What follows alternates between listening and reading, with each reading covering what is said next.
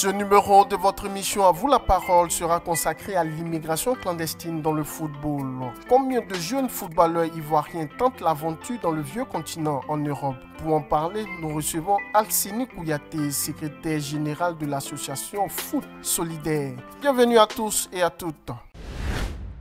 Pouvez-vous nous présenter votre association Foot Solidaire? Bonsoir. Je suis Alcini Kouyaté, le secrétaire général de Foot Solidaire.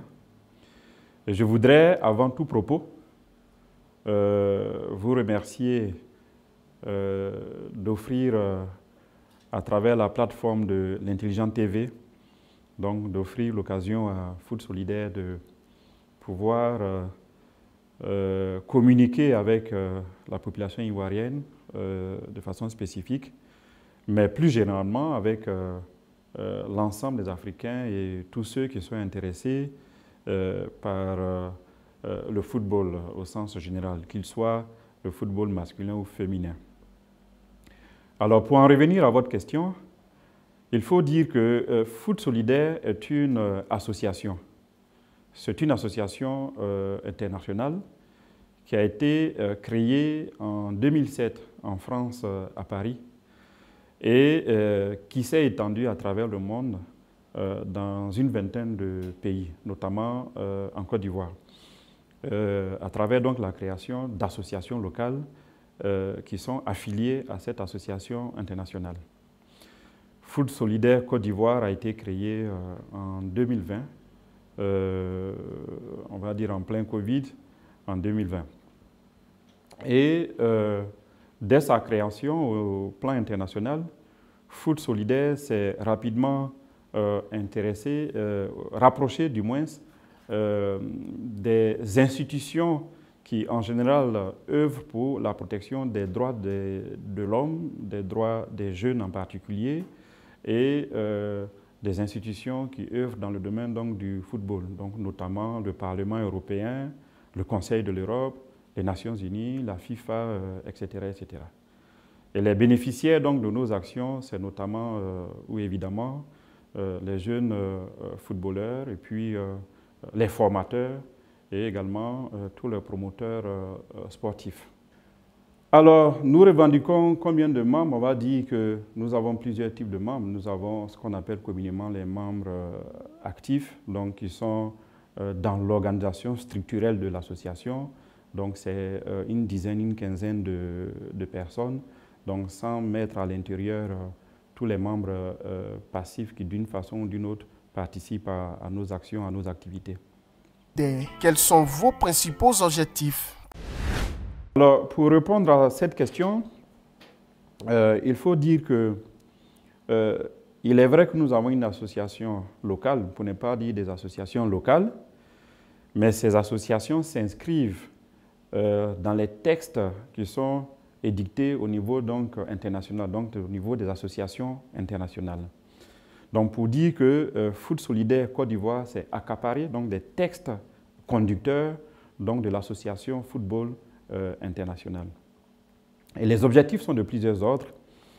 On peut en citer quelques-unes. Évidemment, c'est la protection équitable et durable donc des jeunes joueurs. C'est le droit de jouer parce que nous connaissons l'amour des uns et des autres pour la chose du football. Donc, il faut stimuler cet amour de jouer au football, mais tout en respectant donc l'encadrement juridique donc, de cette discipline sportive. Autre objectif, nous avons l'obligation de créer un environnement sain et sécurisé. Nous avons également la protection au sens général pour sortir donc des acteurs du sujet acteurs joueurs de football, mais étendre également nos actions aux parents qui sont généralement impliqués en raison donc de la minorité des enfants qui sont concernés donc par le football. Pouvez-vous revenir sur l'un des objectifs qui est le droit de jouer? Alors concrètement, déjà il faut dire que le droit de jouer se définit comment? c'est la liberté que les uns et les autres ont de se donner à leur passion, donc de jouer au football, sans rechercher un but autre que le plaisir de jouer, sans un but lucratif. C'est ça le droit de jouer principalement. Et puis après, ce droit peut se développer, peut se muer en la possibilité donc de jouer professionnellement.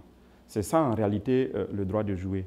Alors, comment nous nous impliquons dans ce droit-là? C'est d'avoir des actions ou des activités de proximité, parce que le droit de jouer se matérialise dans nos quartiers, il se matérialise un peu partout autour de nous. Donc le droit de jouer, c'est d'aller dans tous ces endroits-là, d'avoir accès aux jeunes, d'avoir accès aux parents. Mais en réalité, ce qu'il faut dire, c'est que jouer librement ne pose pas de problème.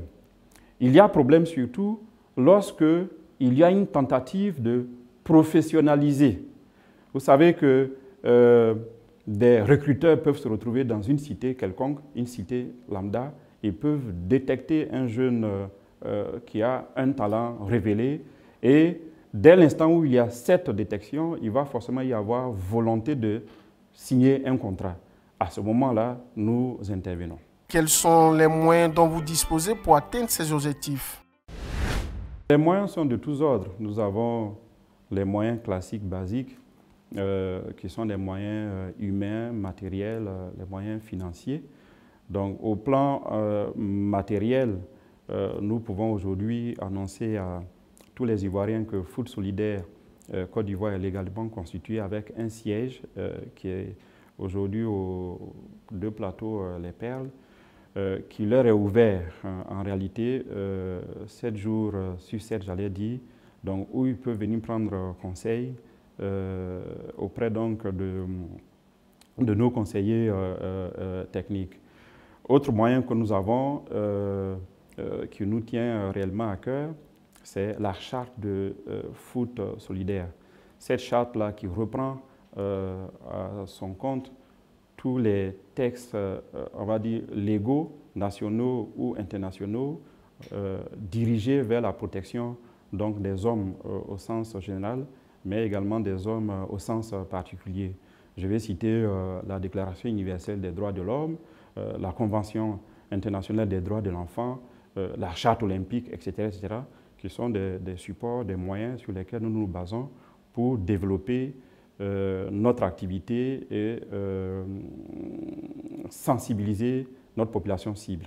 L'immigration clandestine est au cœur de vos actions. Pourquoi vous vous êtes orienté dans ce domaine? Alors, par définition, il faut dire que l'immigration clandestine, c'est une immigration illicite.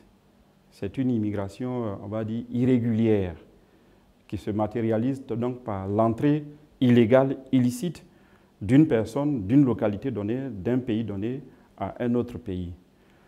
La question, le sujet central, c'est cette irrégularité, cette illégalité. Lorsque vous êtes une personne physique en situation irrégulière, illégale dans un état donné, vous êtes sujet donc à tous les aléas que présente votre irrégularité. Donc, à ce niveau-là déjà, ce sujet nous interpelle. Maintenant, il faut faire le constat que ce sujet est devenu un phénomène, un fléau, on va le dire.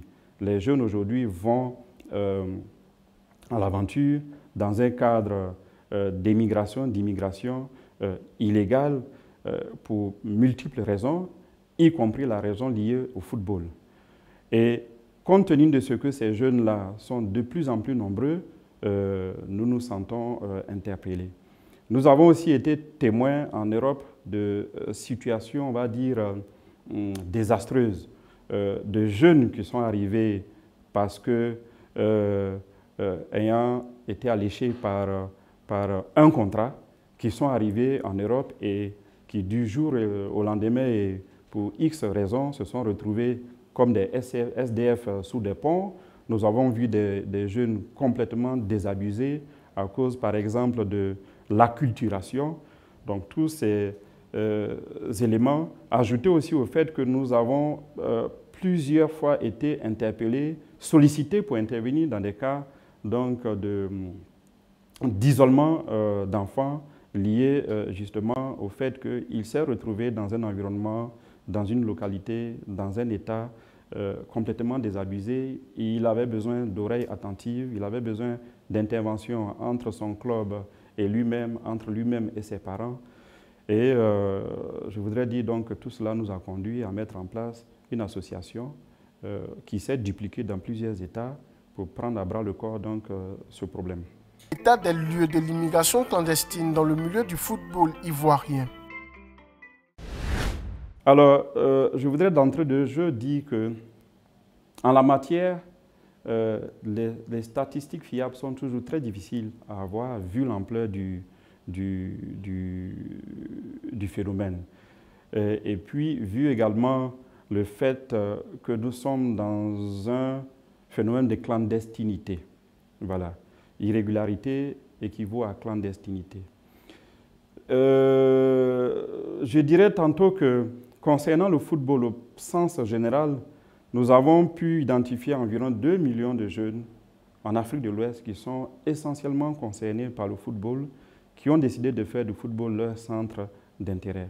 À l'intérieur de ces 2 millions de jeunes, nous avons une proportion qui rêve donc d'en faire une activité professionnelle.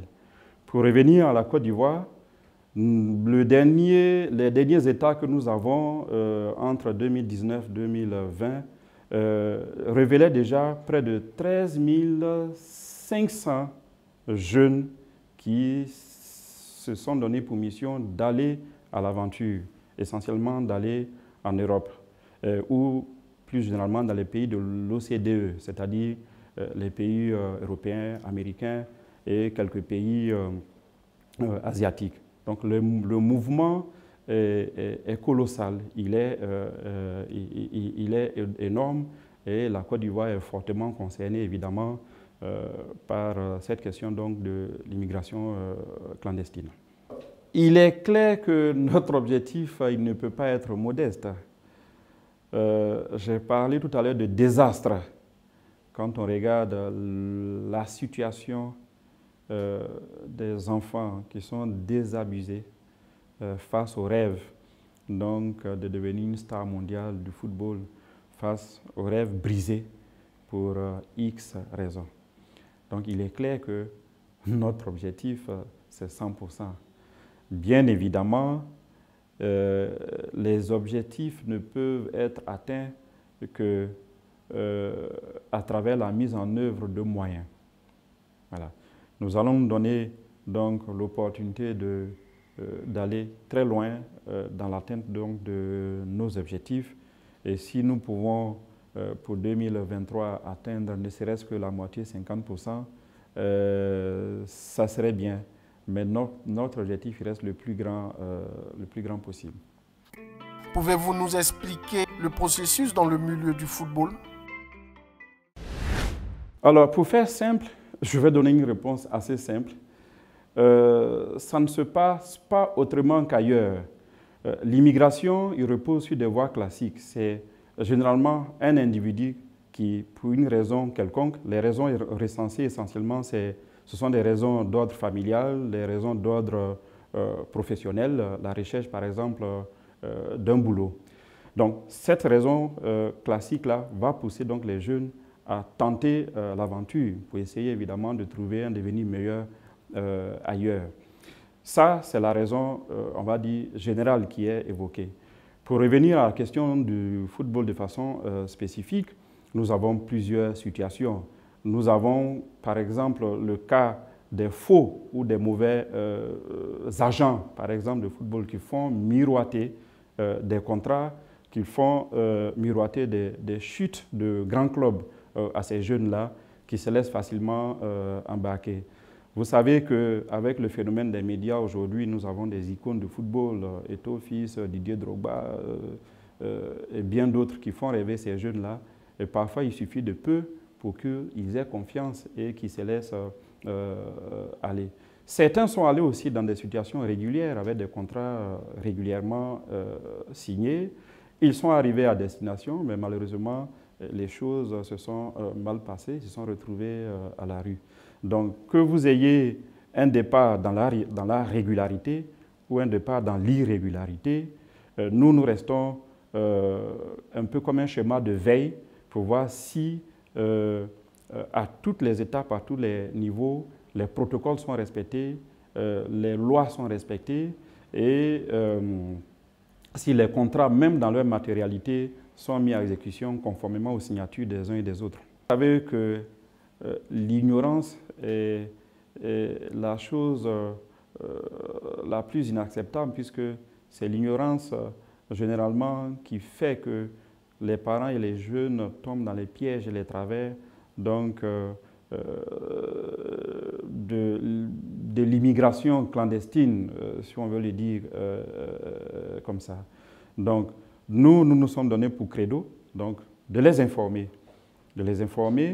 Et je crois que récemment, nous avons, pour certains d'entre eux, créé une plateforme WhatsApp de communication, par exemple, où des questions sont récurrentes et nous permettent donc de faire donner des réponses de façon continue.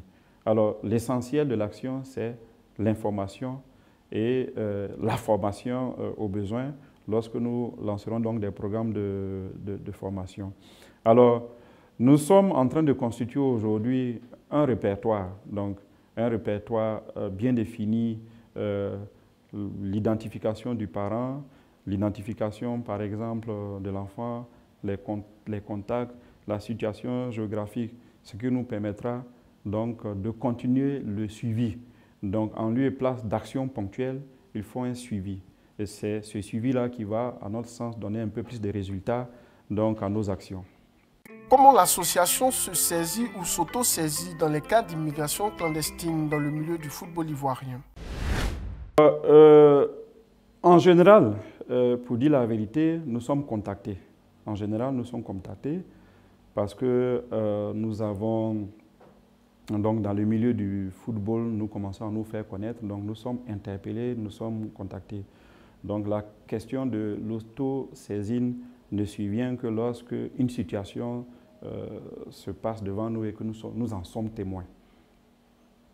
Les stages de détection organisés par des centres de formation avec des recruteurs européens sont-ils des facteurs de risque en la matière? Évidemment, c'est le terreau fertile. C'est souvent à l'occasion donc de ces stages-là.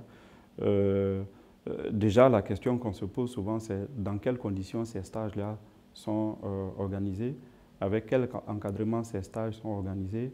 Ensuite, ces personnes qui s'intéressent donc à ces stages-là de recrutement viennent avec quel titre, avec leur mission est soutenue par quel titre. C'est ça la réalité des questions qui sont donc posées. Donc pour aller un peu, pour répondre à votre question, évidemment, c'est un terreau fertile, mais le rêve va demeurer le rêve et les gens vont être piégés. Quelles sont les actions que vous posez pour endiguer ce phénomène? Nous utilisons les moyens que nous offre notre association et les moyens qui sont offerts dans ce genre de situation. Nous avons évidemment les communications qui sont faites. Aujourd'hui, nous nous intéressons beaucoup aux communications qui retiennent l'attention des jeunes, notamment les communications sur les réseaux sociaux. Nous faisons également des conférences de presse pour saisir l'opportunité des médias pour nous faire entendre et pour atteindre notre cible. Nous organisons également des conférences débats qui sont de simples réunions en général au sein desquelles nous avons parents et élèves, parents et jeunes enfants, et ça permet des échanges dynamiques. Voici essentiellement les moyens que nous utilisons aujourd'hui en attendant de dérouler autre chose dans les années à venir. Est-ce que ces moyens ont prouvé leur efficacité sur le terrain? Pour les cibles contactées, saisies, pour les cibles avec lesquelles nous avons eu l'opportunité d'échanger en long et en large sur la question donc, des risques liés au départ à l'aventure des jeunes enfants, je pense que nous avons été entendus. Il est clair que beaucoup de choses restent encore à faire. Vous serez du 15 au 21 décembre 2022 au tournoi international du district d'Abidjan. Quel est l'intérêt pour vous d'y être? Alors, il faut dire que l'association a un programme d'activité qui tourne essentiellement autour de ce que nous appelons le programme YOPA. YOPA qui veut dire Young Players Protection in Africa. Et ce programme est un programme annuel donc, que nous déroulons chaque année qui permet donc de renforcer l'information et la sensibilisation des jeunes, des familles également, de renforcer la formation donc, des acteurs. Donc l'intérêt pour nous d'être au TIDA cette année, ce sera donc de continuer à dérouler donc, ce programme YOPA, à l'intérieur duquel évidemment nous avons tout ce qui est sensibilisation, information, conseil, assistance. Concrètement, qu'est-ce qui sera fait en la matière pour sensibiliser les jeunes footballeurs? Alors, nous n'allons pas changer, comme on dit, une équipe qui gagne. L'année dernière, à l'occasion donc du TIDA, il y a eu un timing qui nous a été accordé par cette organisation du TIDA qui nous a permis donc de regrouper tous les jeunes joueurs dans une salle. À cette occasion, les parents et tuteurs avaient également été invités. Donc ça a été un moment de grand échange qui a permis donc de faire cette sensibilisation-là. Et à cette occasion, nous avons également eu des cas pratiques donc de parents qui étaient en conflit avec leurs enfants qui avaient quitté du jour au lendemain l'école ou qui avaient du jour au lendemain quitté le domicile familial. Donc nos actions ont permis donc de faire des réconciliations pour établir un peu un certain ordre d'équilibre familial. Donc concrètement, ce qui va se passer, ça sera donc la communication par des visuels qui permet donc de porter à la connaissance donc des parents, des jeunes joueurs, mais également de toute la communauté footballistique, la connaissance donc de l'existence de foot solidaire, d'une part, et d'autre part, nous allons les approcher individuellement pour faire des opérations donc, de sensibilisation. Ça sera essentiellement nos actions au moment ou pendant le tournoi du TIDA. Après ce tournoi, quels seront les autres actes qui seront posés pour continuer la sensibilisation? Les autres actes ou actions ou activités que nous allons donc dérouler, ce sont des activités, nous sommes en fin d'année, c'est le programme 2023. Et ce programme 2023, c'est essentiellement, comme je l'ai dit, le programme YOPA. Vous savez que le programme YOPA, il est constitué de trois éléments, trois entités phares, trois périodes phares. C'est d'abord ce qu'on appelle la semaine foot solidaire. Donc c'est une semaine à travers laquelle nous déroulons un certain nombre d'événements. Ça peut être un mini tournoi de football à cette occasion, des tombolas qui sont organisées, des opérations de communication de masse pendant toute la semaine, des jeux, des tournées dans les écoles pour communier, échanger avec tous les jeunes, des tournées dans les académies, dans les centres de formation, etc. etc. Donc c'est une semaine riche en événements et en général au cours de cette semaine-là, nous arrivons à toucher donc, tous les acteurs donc, du football. Donc ça c'est la première séquence donc, du programme YOPA. La deuxième séquence, c'est la YOPA Cup. La YOPA Cup est un tournoi international donc, qui met en compétition tous les pays dans lesquels vous avez une association foot solidaire locale. Donc, ces pays organisent un tournoi local pour retenir les vainqueurs. Et ces vainqueurs se retrouvent dans le cadre donc, de la YOPA Cup, donc, qui est un tournoi international, avec une visibilité. Donc, qui est une opportunité également pour Foot Solidaire de communiquer sur la protection des jeunes mineurs. Et la dernière séquence, le dernier élément, c'est ce qu'on a appelé Foot Solidaire Awards, parce que nous aurons observé durant toute l'année des personnalités connues ou non connues qui se seront distinguées de façon spéciale, spécifique dans la protection des jeunes mineurs. Donc nous recensons, nous observons, nous regardons le monde du football et à l'occasion, nous désignons donc des personnalités et à la fin, la personnalité donc, qui va recevoir donc, ce trophée donc, de l'homme de l'année en matière de protection donc, des jeunes mineurs intéressés au football. Voici donc les actions qui vont donc mener nos opérations au titre de l'année 2023 à venir. Pensez-vous que les jeunes seront réceptifs aux messages de sensibilisation? Ah oui, j'allais dire, c'est la plus grande opportunité pour nous, c'est la meilleure plateforme. Vous savez, lorsque vous faites une communication sur des actions telles que celles qui portent les objectifs de foot solidaire, parce que nous parlons d'immigration, mais d'immigration dans le cadre du football. La meilleure façon donc de se faire entendre, c'est de trouver les acteurs là où on devrait les trouver, c'est-à-dire sur le terrain. Et à ces occasions-là, nous l'avons constaté l'année dernière, l'intérêt est très grand. Et le message, nous arrivons à le passer, mais je vous le dis, de façon convenable, avec des objectifs qui nous donnent pleinement satisfaction. Ils sont beaucoup plus attentifs dans ce milieu-là qu'ailleurs. Quelles sont vos relations avec la FIF? Alors, ce que je puis dire à ce stade, c'est que lorsque vous êtes une nouvelle association créée, la première des choses à faire, donc, c'est l'information.